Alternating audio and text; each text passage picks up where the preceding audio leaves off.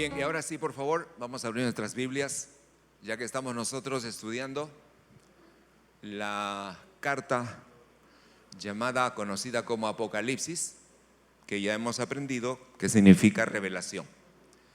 Así que vamos a abrir nuestras Biblias en el libro de Apocalipsis y hoy estudiaremos la carta número 4, dirigida a la iglesia en Tiatira. Así que ya esa carta está en el capítulo 2 del verso 18 hasta el final del capítulo 2, el verso 29. Bien, capítulo 2, versículos 18 al 29. Bien, ahora sí, vamos a dar lectura a la palabra del Señor, la cual se lee de la siguiente manera. Y escribe al ángel de la iglesia en Tiatira: el Hijo de Dios, el que tiene ojos como llama de fuego y pies semejantes al bronce bruñido, dice esto: yo conozco tus obras y amor y fe y servicio y tu paciencia, y que tus obras postreras son más que las primeras. Pero tengo unas pocas cosas contra ti, que toleras que esa mujer, Jezabel, que se dice profetiza, enseñe y seduzca a mis siervos a fornicar y a comer cosas sacrificadas a los ídolos. Y le he dado tiempo para que se arrepienta, pero no quiere arrepentirse de su fornicación. He aquí yo la arrojo en cama y en gran tribulación a los que con ella adulteran, si no se arrepienten de las obras de ellas. Y a sus hijos heriré de muerte, y todas las iglesias sabrán que yo soy el que escudriña la mente y el corazón, y os daré a cada uno según vuestras obras. Pero vosotros y a los demás que están en Tiatira, a cuantos no tienen esta doctrina y no han conocido lo que ellos llaman las profundidades de Satanás, yo os digo, no os impondré otra carga. Pero lo que tenéis, retenedlo hasta que yo venga. Al que venciere y guardare mis obras hasta el fin, yo le daré autoridad sobre las naciones, y las regirá con vara de hierro, y serán quebradas como vaso de alfarero, como yo también la he recibido de mi Padre. Y le daré la estrella de la mañana. El que tiene oído, oiga lo que el Espíritu dice a las iglesias. Hasta ahí la lectura, por favor. Vamos a orar. Amado Espíritu Santo, gracias por estar esta mañana disfrutando no solamente de un tiempo de alabanza, de oración, sino de abrir las Escrituras, porque no solo de pan vivimos, sino de toda palabra que sale de tu boca. Y creo, Señor, que tu Espíritu Santo te habrá de glorificar a través de la predicación y la enseñanza de tu palabra. Creo que tu obra, Espíritu de Dios, no solo está desde este púlpito hacia el pueblo, sino en medio de la iglesia. Tú nos ayudas a tener un corazón atento y una mente entendida en estas verdades, y un corazón como una buena tierra donde la semilla de la palabra del Señor pueda ser sembrada y pueda dar fruto a su tiempo, porque así está escrito, Señor, que tu palabra, cuando es enviada por ti, ella nunca regresa vacía, sino que tú la haces fructificar y la haces prosperar para que cumpla tu propósito. Gracias, Espíritu de Dios, porque eres el Espíritu de verdad, enviada a la iglesia para enseñarnos todas las cosas y guiarnos a toda la verdad. Ayúdanos entonces, como lo haces siempre, a poder recibir con gozo y con una respuesta de adoración a la palabra del Señor. Escudriña nuestro corazón por medio de la verdad, que sea no solamente dulce como la miel, sino también como una espada de doble filo, como un martillo que quebranta la roca, como un fuego que consume. Señor, gracias por edificar esta casa y santificarla conforme a la verdad. Padre, gracias por la sangre preciosa con la que estamos rociados y disfrutar de tu presencia, la cual es 3 veces santa. Gracias por tus ángeles que están a nuestro alrededor, enviados por ti para guardarnos. Señor, gracias por los cielos abiertos también sobre nosotros. Sin duda, tú derramarás, como lo vienes haciendo, todo lo que has preparado para tus hijos esta mañana. Una vez más, Señor, al estar delante de ti, te pido que en tu gracia tomes mi vida y la uses para poder compartir tu mensaje y poder hacerlo bajo la unción, el poder, la autoridad, la sabiduría y el amor que viene de lo alto. Padre, a ti oro en el nombre de Jesús. Amén. Amén. Bien, esta es la cuarta epístola que vamos a estudiar. Y la primera carta, por cierto, es muy reveladora. Cada carta espero que usted lo tenga muy presente, porque la primera carta dirigida a la iglesia de Éfeso, el mensaje es claro. Más importante que todo tu servicio es tu relación conmigo, le dice el Señor a Éfeso. Entonces lo que le dice es: regresa a tu primer amor. Ese es el mensaje: regresa a tu primer amor. Si no regresas a tu primer amor, todo lo que haces, todo tu trabajo, tu arduo trabajo, todo tu conocimiento bíblico, todo tu discernimiento, todo será en vano. Así que debemos recordar que la cosa más importante para la vida de un creyente no es su servicio, no es su conocimiento, sino es su relación con Dios. La segunda carta fue dirigida a la iglesia de Esmirna. Y el Señor le dice a la iglesia: recuerda ser fiel hasta la muerte. Ellos sufren mucho, están en pobreza, van a ser atacados por el diablo, van a ser llevados a la muerte, algunos de ellos, y el Señor les dice: permanece fiel hasta la muerte. La tercera carta fue dirigida a la iglesia en Pérgamo. Y a esta iglesia el Señor le dice esto: rehúsa hacer concesiones, rehúsa ceder al mundo, rehúsa dar lugar en tu vida a las prácticas del mundo. Ese es el mensaje a la iglesia de Pérgamo. Así que hay 3 cartas ya estudiadas, y esta es la cuarta carta, y esta es enviada a la siguiente iglesia dentro de la ubicación de estas congregaciones que, como ya lo expliqué, geográficamente están ubicadas en un sentido horario. Y la cuarta iglesia está ubicada en la ciudad de Tiatira. Ahora, algo de esta ciudad es que es la ciudad más pequeña entre las 7. Es una ciudad básicamente caracterizada por pequeños comerciantes, son negociantes. Son varios negocios, y los negocios están dirigidos a cosas artesanales. Hay quienes han hecho su pequeña empresa para trabajar en cuero, otros trabajan en escultura, otros trabajan en pintura, otros tienen su taller de carpintería, otros de textilería, y así. Cada rubro tenía un número de comerciantes, negociantes, y todos ellos, cada grupo estaban agremiados. Todos tenían sus gremios. Y cada gremio tenía también su patrón. Y esos pequeños dioses, que eran sus dioses patronales, por llamarlo de alguna manera, eran dioses entre griegos y romanos. Así que había una diversidad de dioses, por lo tanto, había paganismo y había idolatría también en Tiatira. De Tiatira es aquella mujer que en el libro de los Hechos, capítulo 16, nosotros hemos leído. Ella es Lidia. Lidia es una mujer que, estando en Filipos, ella era adoradora de Dios, pero escucha al apóstol Pablo predicar el evangelio con mucha atención. Y dice Hechos 16 que Lidia era una mujer que estaba dedicada a la venta de la púrpura. En estos tiempos, la púrpura era un textil y a la vez un tinte, un tipo de tela y un tinte muy caros para su época también, de tal manera que era tan caro y exclusivo que solamente los reyes y los millonarios o los ricos de este tiempo podían vestir de púrpura. Y Lidia entonces era una mujer de Tiatira dedicada a la textilería y a los tintes, entre ellos la púrpura.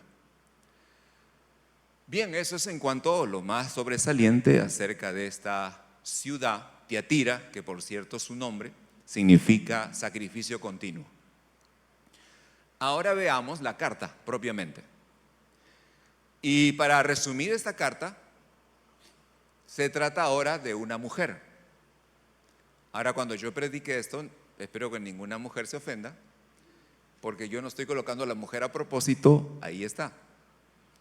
Resulta que hay una mujer en toda la congregación de Tiatira que está causando daño a la iglesia. Así que veremos de qué se trata, ¿ah? Y cómo es posible que una mujer pueda causar tanto daño a una iglesia. Entonces leamos por favor desde el verso 18. Así empieza: y escribe al ángel de la iglesia en Tiatira. Ya sabemos que se refiere al mensajero, al líder principal de cada congregación. Ahora note cómo el Señor se presenta a la iglesia en Tiatira. Él se presenta así: el Hijo de Dios, el que tiene ojos como llama de fuego y pie semejante al bronce bruñido, dice esto. Bien, cuando uno lee esta forma de presentación es bastante imponente, bastante fuerte, porque es el único pasaje donde el Señor habla de su divinidad. Él se presenta como el Hijo de Dios. Ahora, ¿por qué el Señor se presenta así? Se presenta así porque, por cierto, había en Tiatira un Dios que sobresalía entre todos, se llamaba Apolos y tenía un templo. Y Apolos era un semidios conocido porque era llamado Hijo de Dios. Así que el Señor Jesucristo habla con la autoridad del verdadero Hijo de Dios. Y él dice el Hijo de Dios, o estas son las palabras del Hijo de Dios. Cuando la Biblia habla o presenta a Jesús como el Hijo de Dios, lo que está diciendo es que el Señor Jesucristo es de la misma esencia y de la misma naturaleza que el Dios creador de todas las cosas. No solamente es el Hijo de Dios, es el Dios Hijo. De hecho, en una ocasión, en Marcos 14, el sumo sacerdote tiene al Señor Jesucristo delante y le hace esta pregunta. Le dice: ¿eres tú el Cristo, el Hijo del bendito? Esa es la manera como le pregunta: ¿el Hijo del bendito? Y el Señor Jesús le contesta: yo soy.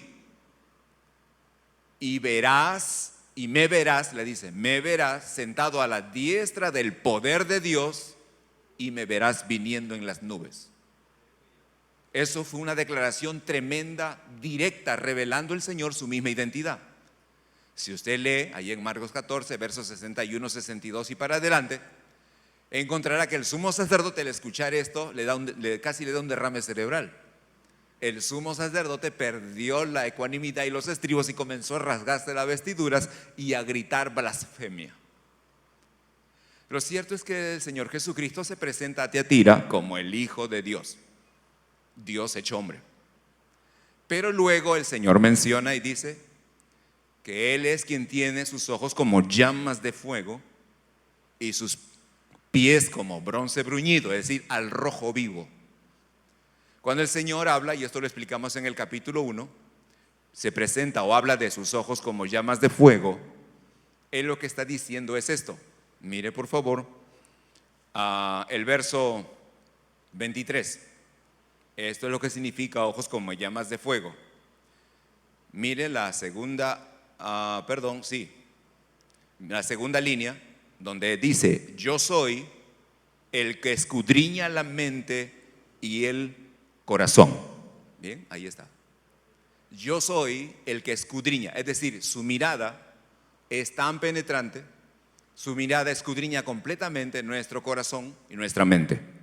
Él escudriña cada uno de nuestros pensamientos y Él también escudriña cada una de nuestras motivaciones o intenciones de corazón. Es decir, que no hay nada en nuestro ser que le sea desconocido, oculto a Dios. Su mirada tiene la capacidad de escudriñar todo nuestro ser y desnudar nuestra alma delante de Él. Pero cuando Él añade que Él también tiene sus pies semejante al bronce bruñido y unimos ambas cosas, nos damos cuenta que el Señor está hablando con bastante advertencia, seriedad y severidad, porque eso significa que el Señor está diciendo: yo soy quien te escudriña y te voy a juzgar. No es una carta que una iglesia quisiera recibir de su Señor. Normalmente presentar a un Jesucristo escudriñador y que está dispuesto a juzgar no es un mensaje muy común en las congregaciones porque no sienta bien. Pero si usted está siguiendo la serie de estudios, notará que de estas 4 cartas, hasta donde estamos estudiando, 3 de ellas va con una seria advertencia. 3 de ellas van con una seria advertencia. Así que el Señor no le pasará la mano a ninguna iglesia donde las cosas no están yendo bien, y tendrá que hablarles con seriedad y con severidad muchas veces. Por eso me encantan estas cartas. Ahora, nadie debe temer que el Señor hable de juzgar, porque juzgar debe ser entendido como que el Señor pone las cosas en orden. ¿A cuánto les gusta que las cosas estén en orden? Ok, que las cosas estén conforme al corazón del Señor. Entonces, cuando el Señor dice voy a juzgar, significa que va a tener que poner las cosas en orden, porque se están cometiendo cosas que están airando al Señor. Y no olvide que el juicio de Dios siempre empieza por su casa. Bien, así es que esta es la manera como el Señor se está presentando en el verso 18 a su iglesia. Continuemos, verso 19. Le dice a la iglesia en Tiatira: yo conozco tus obras y amor y fe y servicio y tu paciencia, y que tus obras postreras son más que las primeras. Esta es una buena iglesia. ¿Cuántos dicen amén? Es una iglesia modelo. ¿Quién no quiere congregar en una iglesia donde hay amor, donde hay fe, donde todos están sirviendo al Señor? Y es una iglesia con perseverancia, una iglesia que persevera. Así que es una iglesia modelo, una iglesia digna de imitar. Y me agrada que el Señor lo mencione, porque aunque vamos a encontrar cosas malas, no por eso el Señor deja de mencionar las cosas buenas que hay en la iglesia en Tiatira. Es decir, que si a lo mejor alguien tiene errores en su vida, en su comportamiento, no por eso vamos a destruir las cosas buenas que tienen. ¿Me estoy explicando? Ok, sí, hay que separarlas. Todos tenemos cosas buenas y claro que tenemos cosas por resolver. Pero las cosas por resolver no deben oscurecer ni hacer negar las cosas buenas que tenemos también. Siempre algo bueno debe tener, ¿no es cierto? Algo debe haber. Pero esta iglesia tiene preciosas cosas buenas. Ellos tienen amor, aman a Dios, no son como la de Éfeso, aman a Dios. Ellos se aman entre ellos, hay unidad en la iglesia. Ellos tienen fe, así es que confían en Dios para todas las cosas. Ellos aman la palabra del Señor, porque la fe, ¿de dónde proviene? De la palabra de Dios. Así que si tienen amor y fe, significa que ellos conocen la palabra de Dios y la están obedeciendo, porque la manera como demostramos confiar en Dios es a través de nuestra obediencia. Si usted conoce la Biblia pero no la obedece, lo que tiene es conocimiento, no tiene fe. La fe se demuestra en el momento que usted obedece lo que el Señor dice en su palabra. Así que son una iglesia de amor, una iglesia de fe, y es una iglesia de servicio. Todos comprometidos con la casa del Señor, todos haciendo las cosas que deben hacer, todos sirviendo al Señor y haciéndolo bien, porque el Señor se los está reconociendo como una cosa buena. Pero además de servicio, son perseverantes, nada los detiene, fieles al Señor, soportando cualquier cosa, siguiendo adelante. Así que esta es una buena iglesia. Y para terminar, les dice: y también sé que tus obras últimas o postreras ¿son qué? Más que las primeras. Eso significa que el número de obras que hacían para Dios había aumentado y que la calidad de sus obras para Dios era mejor que como empezó. Así que eres una buena iglesia, ¿no? Si estuviera Tiatira por aquí, de repente me animo y me congrego allá, porque es una bonita iglesia, ¿verdad? Bien, ahora entremos a la parte difícil. Le dice entonces en el verso 20: pero tengo unas pocas cosas contra ti. El Señor es claro y es directo con su iglesia, que toleras que esa mujer, Jezabel, que se dice profetiza, enseñe y seduzca a mis siervos a fornicar y a comer cosas sacrificadas a los ídolos. Así que aquí nos vamos a detener un buen rato, porque el Señor va a señalar el problema serio que está ocurriendo en la iglesia. Y lo primero que empieza diciendo es que no solo que hay una mujer, sino que al parecer están tolerando o permitiendo que esta mujer haga lo que está haciendo. ¿Por qué permitirían que una mujer haga esto en la iglesia? Tal vez el pensamiento de algunos dirían: no juzguemos. No es que la hermana Jezabel está haciendo esto, no hay que juzgar.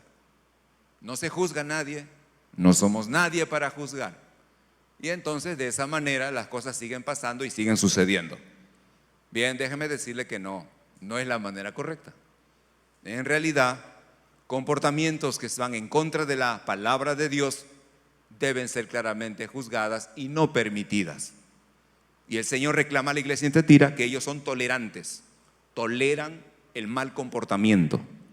Y este es un mensaje no solamente para la iglesia, sino en realidad para todo hogar y toda familia, que a lo mejor en su casa están sucediendo cosas y no debería ser tolerado. Alguien debe ser la autoridad en casa para frenar cualquier comportamiento que vaya en contra de la moral o en contra de la fe o en contra del respeto que se merece la casa o los miembros de la familia. Y no se puede tolerar diciendo: déjalo, déjalo, déjalo. Así que esta iglesia parece que usaba ese lenguaje: no, déjenlo, no juzguemos, no nos metamos. Bien, así es que este es el reclamo del Señor para la iglesia. Tú toleras. ¿Toleras qué? Toleras que esa mujer, ¿cómo se llama la mujer? Jezabel. ¿Cuántos han oído de ese nombre alguna vez? ¿Sí?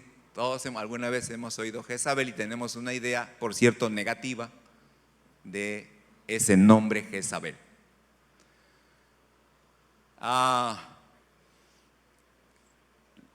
Para conocer acerca de Jezabel necesitamos ir al Antiguo Testamento. ¿Por qué? Porque en realidad es probable que ese no sea el nombre real de esta mujer. ¿Y por qué no? Porque no creo que alguien le haya puesto a su hija Jezabel. Es como si alguien ya naciera su hijo y le pone Judas. Así que la forma como está expresado aquí, esa mujer, Jezabel, es como de tener un hijo que se comporta tan mal y usted dice: ese hijo Judas que tengo ahí. ¿Me entendió? Estamos dándole un nombre por lo que representa ese nombre. No que se llame Judas, sino que su comportamiento, de repente traicionero, ¿no?, hace que nosotros lo comparemos con Judas y digamos: ese Judas que tienes ahí. De esa manera es que el Señor se refiere a esta mujer. El Señor la ve su comportamiento, ve lo que está haciendo y dice: esa Jezabel que tienes ahí. Tú toleras a esa Jezabel. Por lo tanto, si el Señor está poniéndole ese sobrenombre para reconocerla, tenemos que saber un poquito de ella, ¿no le parece? Y saber por qué el Señor la llamó de esa manera, esa Jezabel. Así que por favor vamos a Primera de Reyes, capítulo 21. Vamos al Antiguo Testamento. Primera de Reyes, capítulo 21.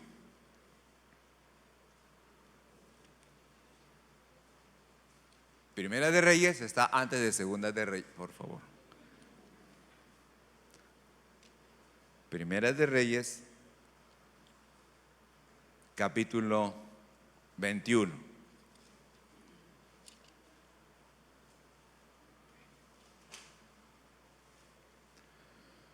Así que leeremos del verso 1 para tener una idea clara acerca de esta mujer Jezabel. Primera de Reyes 21, leemos en la escritura que dice: pasadas estas cosas, aconteció que Nabot de Jezreel tenía allí una viña junto al palacio de Acab, rey de Samaria. Y Acab habitó en Nabot, habló a Nabot diciendo: dame tu viña para un huerto de legumbres, porque está cercana a mi casa, o sea, al palacio del rey. Y yo te daré por ella otra viña mejor que esta, o si mejor te pareciere, te pagaré su valor en dinero. Y Nabot respondió a Acab: guárdeme Jehová de que yo te dé a ti la heredad de mis padres. Esta era una herencia ancestral y él no quería venderlo. De hecho, no podía venderlo. Verso 4: y vino Acab a su casa triste y enojado por la palabra que Nabot de Jezreel le había respondido, diciendo: no te daré la heredad de mis padres. Y se acostó en su cama y volvió su rostro y no comió. Vino a él su mujer Jezabel y le dijo: ¿por qué está tan decaído tu espíritu y no comes? Él respondió: porque hablé con Nabot de Jezreel y le dije que me diera su viña por dinero, o que si más quería, le daría otra viña por ella. Y él respondió: yo no te daré mi viña. Y su mujer Jezabel le dijo: ¿eres tú ahora rey sobre Israel? Levántate y come y alégrate, yo te daré la viña de Nabot de Jezreel. Qué tremenda mujer. Entonces ella escribió cartas en el nombre de Acab y las selló con su anillo y las envió a los ancianos y a los principales que moraban en la ciudad de Nabot o con Nabot. Y las cartas que escribió decían así: proclamad ayuno y poned a Nabot delante del pueblo, y poned a 2 hombres perversos delante de él, que atestiguen contra él y digan: tú has blasfemado a Dios y al rey, y entonces sacadlo y apedreadlo para que muera. Y los de su ciudad, los ancianos y los principales que moraban en su ciudad, hicieron como Jezabel les mandó, conforme a lo escrito en las cartas que ella les había enviado. Hasta ahí usted puede seguir leyendo la historia. Bueno, finalmente el rey Acab tomó posesión de la viña de Nabot. Así aquí aparece, yo diría, el principal episodio en la vida de esta mujer que la revela y la da a conocer. ¿Y por qué razón es que el Señor la toma como referencia para poder señalar a la mujer en la iglesia en Tiatira y le dice: esa Jezabel que tienes ahí? Bien, hay 3 cosas o 3 protagonistas en esta historia. Está el rey, está Jezabel y está los ancianos y los principales. Veamos al rey. El rey Acab es uno o el peor de los reyes que tuvo el reino de Israel. Recuerden que el reino de Israel se partió en 2. Un lado se llamó el reino de Israel y el otro se llamaba el reino de Judá. Cada uno de esos reinos tenían sus respectivos reyes. Esta historia es del reino de Israel, de este lado. El peor de los reyes de aquí fue Acab. Acab decide casarse con una pagana, porque Jezabel era de la tierra de Canaán, era hija del rey de Sidón, que practicaba el culto al dios Baal. Ella era la princesa de Sidón y que desde muy niña había aprendido el culto y la adoración a Baal. Así es que el Acab decide tomarla como esposa. Al tomarla por esposa, Jezabel llega a Israel y trae toda su idolatría a la nación o al pueblo de Dios. De tal manera que en Israel la adoración a Baal era normal como la adoración a Jehová. Por eso es que cuando el profeta Elías la confronta, le dice y confronta al pueblo, les dice: decídanse una vez a quién van a adorar, o a Baal o a Jehová. Porque se había hecho una costumbre de que podían adorar a los dos dioses sin ningún problema. Bien, pero volvamos al rey. El rey desea comprar una viña que está junto a su palacio. Recibe la respuesta de que no está en venta. Así que, ¿qué es lo que hace el rey? Él va, llega a su casa, triste, afligido, ¿y qué hace? Se tira a dormir y no quiere comer. ¿Cómo se llama eso? ¿Cómo? Le diré lo que se llama. Se llama un hombre débil. Un hombre débil. Débil de carácter. Para ser un rey, él no debería tener este carácter. Cuando uno es líder, y Acab era líder del pueblo de Dios, ningún líder debería tener este carácter. De hecho, ninguna persona debería ser así. Porque en la vida no siempre las cosas son sí. A veces y muchas veces es no. Y no puede ser que cuando las cosas sean no, o no funcionen, o no resulten, entonces nos caigamos en un estado de angustia, tristeza, y perdemos la voluntad, y perdemos las ganas de disfrutar la vida, y nos abandonamos a la cama, a dormir o al sofá, y solo estamos afligidos, y no queremos ni comer, no queremos conversar, no queremos a nadie. Eso es debilidad de carácter. Así que, papás, sería bueno que en la crianza de sus hijos usted los ayude a forjar un carácter lo suficientemente fuerte para que ante cada situación adversa de la vida no se estén deprimiendo. Por eso no los engría. No les dé siempre lo que piden, porque ellos van a creer pensando que todo lo que, toma hijo, quiero esto, te lo compro hijo. Pero ellos no siempre estarán bajo su techo. Y cuando salgan a la vida, se encontrarán con la realidad. Así que es mejor que desde casa aprendan que hay muchas cosas que es no, o no es el tiempo, o cuando ellos tengan problemas afuera en el colegio, prepárelos y fórmelos para que puedan afrontar las dificultades de la vida. Y no permita que ellos se decaigan, se depriman, se llenen de tristeza. Necesitamos ser personas o creyentes con fortaleza emocional. ¿Cuántos dicen amén?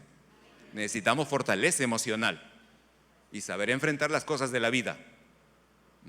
Y no ser como Acab. Acab era un rey inicuo y débil de carácter. Inicuo y débil de carácter. Y simplemente se deprimió porque no le quisieron vender la viña de Nabot. Bien, ¿quién es el segundo protagonista? Jezabel. Entonces llega la esposa y le dice: ¿qué te pasa? Y él le cuenta la historia. Bueno, está bien, los esposos siempre compartimos todo y eso es correcto. Así que le dice: lo que pasa es que no me quiere vender y yo quería mi viña.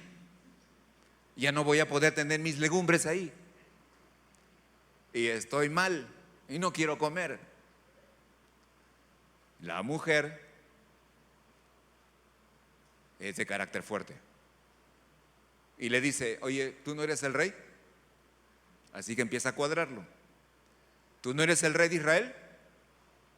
¿Qué haces tirado ahí? Levántate, ponte a comer, alégrate. Yo te voy a conseguir esa viña. ¿Quién tiene una esposa así? No me conteste. Así que la mujer demuestra tener más fuerza de carácter que el rey. Ella, escuche, Acab es un inicuo débil. Jezabel es una inicua fuerte.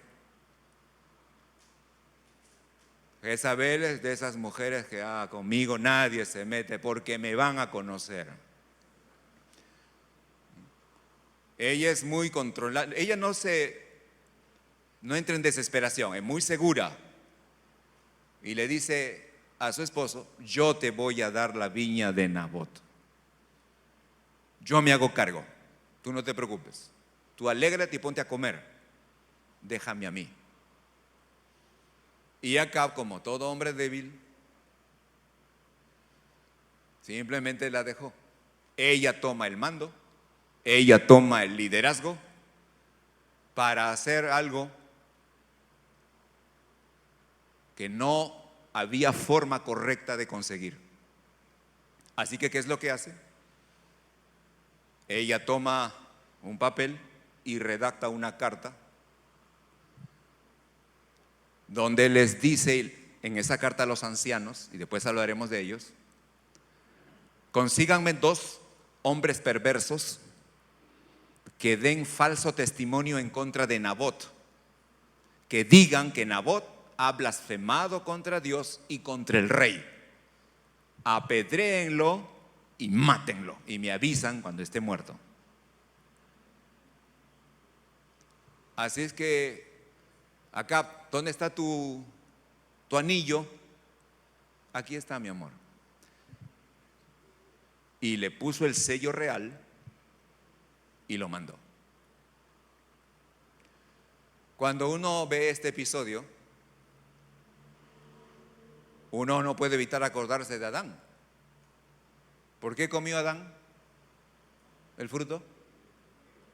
Porque ¿quién se lo dio? Eva.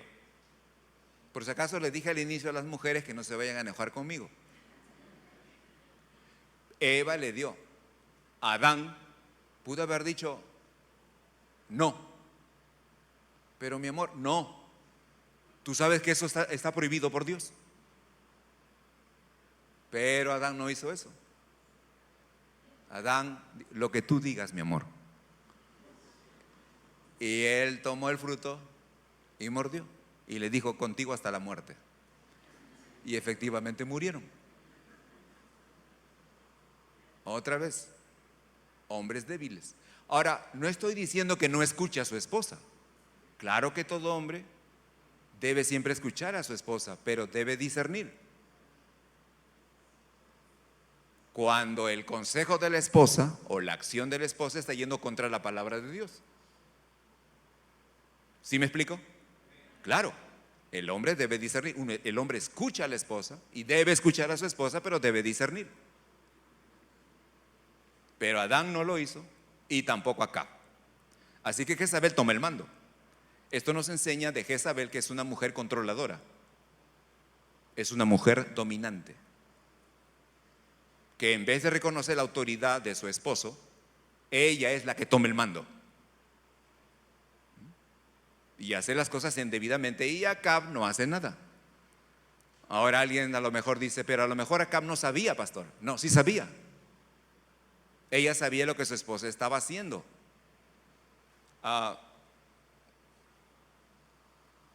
Mire por favor el verso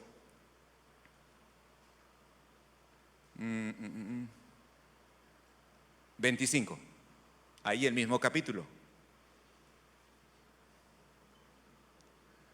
Leemos en la escritura que dice: a la verdad, ninguno fue como Acab,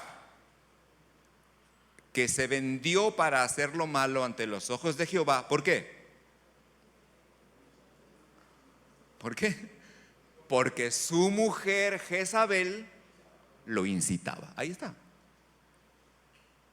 O sea, su esposa lo incitaba hacia hacer lo malo y él, obediente, él hacía. No sé si le tenía miedo a su esposa. ¿Alguien le tiene aquí miedo a su esposa? No me conteste. No quiero problemas.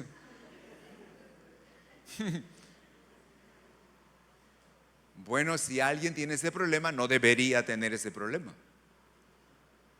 Y a las mujeres, un consejo. Sería bueno que se examinen, no vaya a ser que tengan algo de Jezabel. Ni más vuelvo a esta iglesia. Jezabel es una mujer así, controladora, dominante. Ella es de carácter fuerte. Y no es malo que una mujer sea de carácter fuerte. Lo malo es cómo usa esa fortaleza. Si una mujer fuerte utiliza su fortaleza para tratar de controlar a su esposo, entonces está yendo contra la voluntad de Dios. En realidad toda mujer debería ser mujer fuerte. Tengo 2 hijas y yo las he formado y creo que sigo haciéndolo para que sean mujeres fuertes. Así que no hay problema en que sean fuertes, sino qué hacen con esa fortaleza, cómo la usan. Y no se puede usar la fortaleza de una mujer para ser como Jezabel. Esta mujer es tan perversa que ha dado indicaciones de conseguir 2 perversos y falsos testigos porque está buscando la muerte de Nabot, dueño de la viña. Pero no solamente eso, tanto menosprecia al Dios de Israel que en su carta ya dicen ayunen. ¿Lo ha leído? ¿No lo leyó? Porque no está en mi frente. Jezabel, en el verso 9, allí les puso en la carta, entonces ella escribió cartas en el nombre, 9, y las cartas que escribió decían: proclamad ayuno. Esta mujer debe haber sido tan perversa para utilizar para sus fines algo tan sagrado como era el ayuno del pueblo de Dios. ¿Cómo es posible que invoque ayunar o proclame ayuno para ese plan maligno que ella tiene? Va a asesinar a alguien injustamente con 2 falsos testigos y hombres perversos. Va a matar a alguien y dice: pónganse a orar. Eso es como el hombre que se pone a orar y dice, el hombre ya casado, dice: Señor, quiero preguntarte algo, ¿será mi esposa la mujer de tu voluntad o no es la de tu voluntad?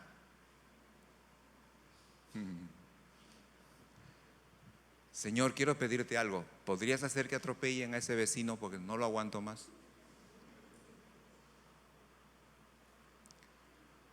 Esta mujer está corrompiendo algo tan hermoso como el ayuno y está mandando a ayunar con ese propósito.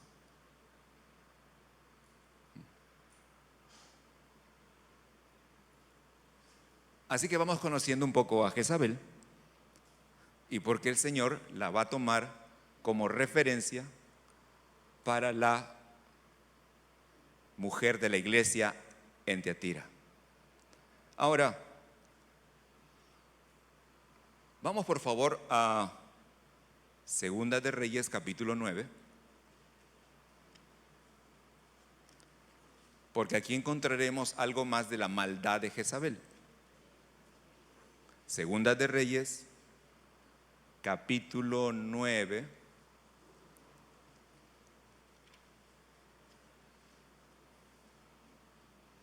Mire por favor, o leamos el verso 26. Aquí encontraremos algo más de la maldad de Jezabel y de lo que ocurrió con el tema de Nabot y su viña. Verso 26 de Segunda de Reyes 9 dice que yo he visto ayer la sangre de Nabot. Está recordando lo que pasó allí, la sangre de Nabot. ¿Y la sangre de qué? De sus hijos, dijo Jehová. Ahora escuche, ¿sabe lo que sucedió? Jezabel no solamente mató o asesinó a Nabot, sino que mandó asesinar a todos los hijos de Nabot. ¿Por qué? Porque si moría el papá, el hijo podía reclamar la herencia. Entonces, para que nadie reclame la herencia, los mató a todos. Esta es Jezabel, una mujer impía, inicua, de carácter fuerte. Ahora, las mujeres que tienen carácter fuerte tienen que cuidarse porque normalmente tienen esa inclinación a querer dominar, a querer controlar, a imponerse, justamente por ese carácter, ¿no? Tienen que cuidarse. Toda mujer debe ser bondadosa, cariñosa, amable, tierna. ¿Cuántas dicen amén? Nadie dice amén. Ser bondadosa, tierna, amable, no le quita a las mujeres ser fuertes. Solo una mujer sabia sabe cuándo mostrar esa amabilidad, esa ternura, y cuándo mostrar esa fuerza que tiene en su carácter. Por si acaso, los hombres también. Los hombres que queremos ser como Cristo somos mansos y humildes. Amén. Amén. Eso no significa que también somos leones. No solo corderos, sino también león. Así que, ¿qué cosa es el león? El león muestra su fuerza, muestra su sentido de agresividad, él cuida como león, a sus leonas. Él es un animal muy fiero. Y claro que todo hombre tiene esa parte. ¿Cuántos hombres dicen amén? La sabiduría consiste en saber en qué momento voy a ser león. No puedo ser león las 24 horas del día. ¿Me entiende? El hombre es león cuando tiene que ser león. Y el hombre es cordero cuando tiene que ser cordero, porque así es el ejemplo de nuestro Señor Jesucristo. La mujer igual, una mujer fuerte, luchadora, capaz de enfrentar los problemas, y ahí muestra su fortaleza, pero ella también es tierna, amable, dulce, cariñosa. Así debemos crecer. Bien, así que tenemos a Jezabel, completamente impía, completamente malvada, capaz de asesinar, controladora, dominante, incitadora al mal, porque muchas de las cosas que Acab hizo en contra de Dios, lo hizo por la incitación de su mujer.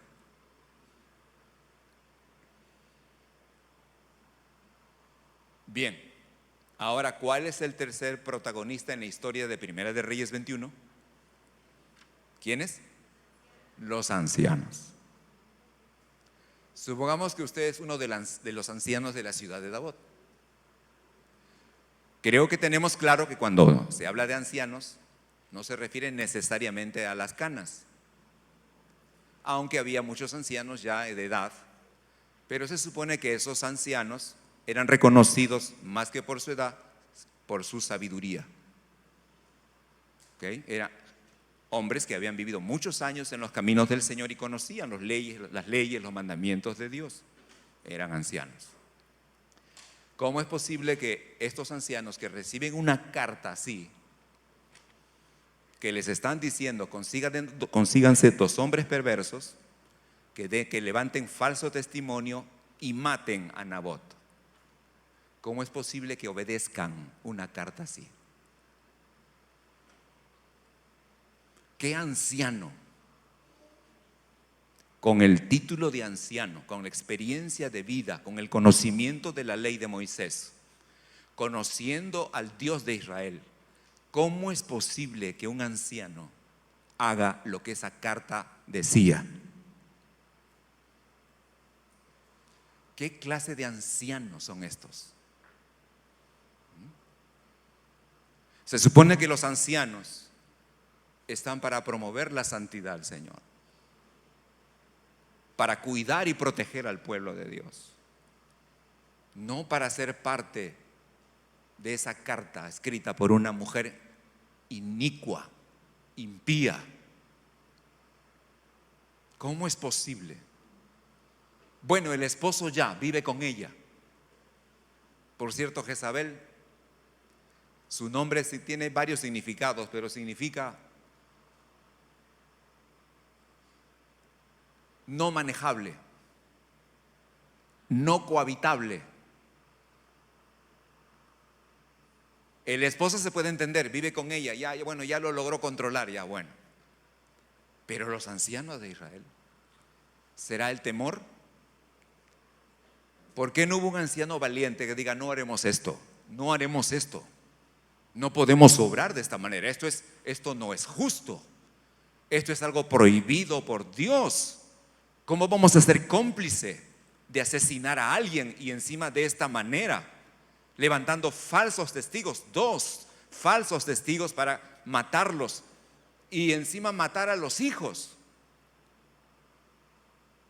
¿Quién forma parte de eso?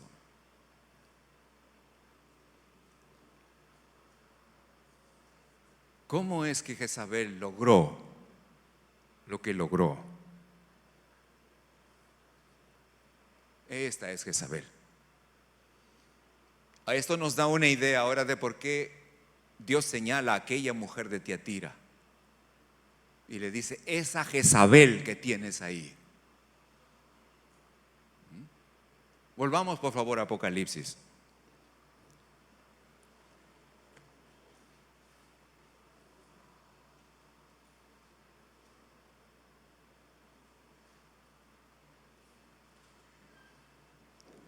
Una vez más, el verso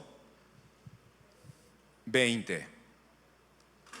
Pero tengo unas pocas cosas contra ti, que toleras que esa mujer Jezabel, que se dice profetiza, enseña y seduzca a mis siervos a fornicar y a comer cosas sacrificadas a los ídolos. Bien, ahora ya tenemos una idea de Jezabel. Y de pronto el mismo demonio, porque ¿cuántos coinciden conmigo que esa Jezabel del Antiguo Testamento estaba bajo un poder demoníaco? Claro, sin duda alguna. Ya con el solo hecho de controlar a su esposo, ya era una influencia espiritual demoníaca.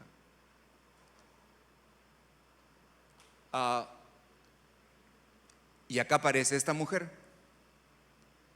Jezabel, y esto es lo primero que dice: ella se dice profetiza. ¿Eso qué significa? Significa que en realidad no lo era, pero ella se llamaba a sí misma profetiza. Ella decía de sí misma, o le decía a los hermanos, por si acaso yo soy profeta de Dios. Dios a mí me habla, Dios a mí me revela, Dios a mí por sueños me dice muchas cosas, y las palabras que yo doy me las da Dios, por eso hablo. Porque creo que todos entendemos lo que es una profeta o una profetisa, alguien que habla en nombre de Dios, que dice ser una persona inspirada por Dios para dar un mensaje. Esa es una profetisa. Y esta mujer a sí misma se llamaba profetisa. Ahora escuchen, en una iglesia nadie puede autoproclamarse con ningún título para reconocer a alguien como líder, reconocer a alguien como maestro, reconocer a alguien, en fin, con todos los dones que el Señor puede dar en su casa. Siempre tiene que ser reconocido primero por una autoridad espiritual que esté sobre ese creyente. Segundo, debe ser reconocido por la iglesia en su totalidad donde sirve el Señor. No es que yo me paro y digo yo soy. No, yo soy esto, yo soy así, yo soy pastor, yo soy profeta, yo soy maestro, yo soy líder, yo soy... Eso no vale en la iglesia del Señor. Entonces esta mujer, anhelando poder, porque Jezabel anhela autoridad, anhela poder, entonces ella encuentra la mejor manera de autoproclamarse profetiza. Y eso es lo que les decía a todo el mundo en Tiatira: a mí Dios me habla y a Dios me muestra. Por si acaso quiero aclararle algo: yo creo en un Dios que habla, creo que Dios habla por sueños. Amén. Por si acaso, no piense que yo estoy desechando los sueños y desechando que Dios hable. Pero yo no me puedo autoproclamar. Ahora les diré cuál es el peligro de aquellas mujeres que se autoproclaman como profetizas. Normalmente terminan controlando la iglesia, porque vienen diciendo: el Señor me dijo, el Señor me habló. Y entonces el propio pastor escucha a la profeta o a la profetisa, y si la profetisa viene: pastor, el Señor me ha dicho, el Señor me habló. Y el pastor, que no está cimentado en la palabra de Dios, ¿qué es lo que va a hacer? Escuchará y obedecerá. Al final, ¿quién está al frente de la iglesia? ¿El pastor o la profetisa? La profetisa. O sea, lo que Jezabel hizo con Acab. Acab era la figura del reinado, pero Jezabel era la que realmente reinaba. Así es que ese es el peligro de aquellas mujeres con este espíritu. Ahora, casi alguna hermana que Dios le habla por sueños y Dios le habla para dar un mensaje a la iglesia, amén, está bien. Y cuando usted tenga eso, puede acercarse a mi persona y decirme: pastor, he recibido este mensaje de parte del Señor. Con eso es suficiente. Lo que no debe esperar es que yo obedezca. ¿Por qué? Porque yo oraré al Señor y le preguntaré acerca de ese asunto. ¿Me entiende? Si el Señor me confirma y me dice sí, lo haré. Hace muchos años, estoy hablando de 15 años atrás, 2 hermanas llegaron a esta iglesia, más de 15 años. Y en una ocasión, después de congregar un tiempo, me llamaron, me dijeron que tenían un mensaje de Dios para mí. Así es que me senté con ellas. Y en el mensaje una de ellas habló y me dijo: pastor, el Señor a las 2 de la mañana, he estado en plena oración, me ha dado una revelación. Y es un mensaje para usted. Ok, te escucho. El Señor me ha dicho que en esta casa, en cada servicio, todos los hermanos que ingresen al templo deben sacarse los zapatos afuera primero.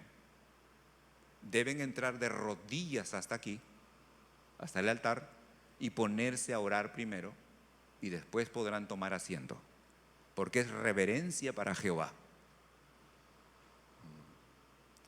Y si no me obedecen, dice el Señor, entonces esta iglesia será una carnicería. No sé si se convertiría en puesto de carne o habría una masacre acá, no sé. Solo sé que me dijo: esta iglesia será una carnicería, porque he visto carnes colgadas. Yo le escuché y le dije: ok, mensaje recibido. Déjame orar a Dios. Si esto viene de Dios, me lo tiene que decir a mí también. Y si no me lo dice, entonces no lo haré. Creo que no se esperaban esa respuesta, porque nunca más volvieron. Y es que las cosas en el Señor tienen un orden. Recuerda que ¿a quién va dirigida la carta? Al mensajero de cada congregación. Entonces, si alguien tiene algún don de profecía, qué bueno, desarróllelo, cultívelo, vaya a una hermana de la fe mayor que le instruya, que le ayude a crecer en su don. Si usted tiene dudas, acérquese a esa hermana, o acérquese a mí, o acérquese a la pastora y dígale: tuve este sueño, pastora, tuve este sueño, pastor, yo se lo entrego, se lo dejo a usted, converse con Dios y que Dios le confirme. Y listo, y vivimos en paz. ¿Qué le parece? Correcto. Pero esta Jezabel, con ese ministerio que autoproclamado, quiere controlar todo. Wow. Así es que el Señor le dice: permites que esa mujer llamada Jezabel, que se dice profetiza, enseñe y seduzca a mis siervos a fornicar y a comer cosas sacrificadas a los ídolos. Wow. Qué tremendo poder alcanzó esta mujer en la iglesia de Tiatira. Bien, debemos entonces tener mucho cuidado, porque este no es otro, sino que otro ataque de Satanás a la iglesia. ¿Cómo atacó a los hermanos de Esmirna? Los afligió e hizo que los llevaran a la cárcel y muchos murieran. ¿Cómo está atacando a la iglesia aquí en Tiatira? Ha levantado una mujer que está haciéndole mucho daño a la iglesia. Bien, por razones de tiempo dejaré el mensaje aquí. Continuaremos el próximo domingo. Dele su alabanza al Señor. Gracias, Señor.